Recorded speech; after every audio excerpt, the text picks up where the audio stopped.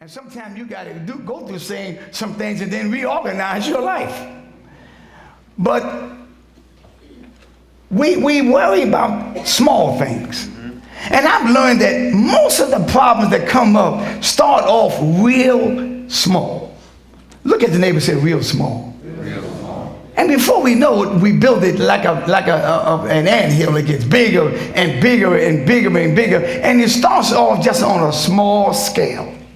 We have a tendency to try to solve our own problems. I'm here to tell you this morning, Second Mount Zion, young folks, you listen very carefully. You can't solve your problems. God's got to be the one to solve your problem.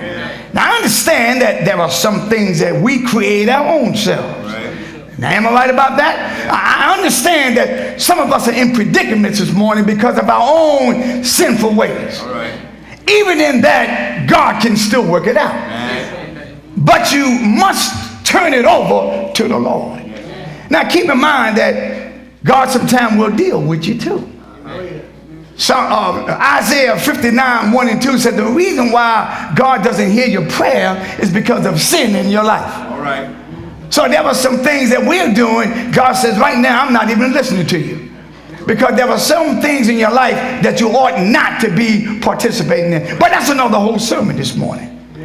But here in the book of Philippians chapter 4, as we near the end of this great dynamic book, Paul is in prison, and by right, anyone that is in the predicament that he's in, possibly facing death, would be worried. It's almost like he's serving a life sentence, if you will. And he knows, Paul even tell him in the previous chapters, my desire is to come back to be with you. I would love to be there, but if God doesn't allow me to come back, I'm still going to be all right. How many of you know that even in death, God can work something out of that?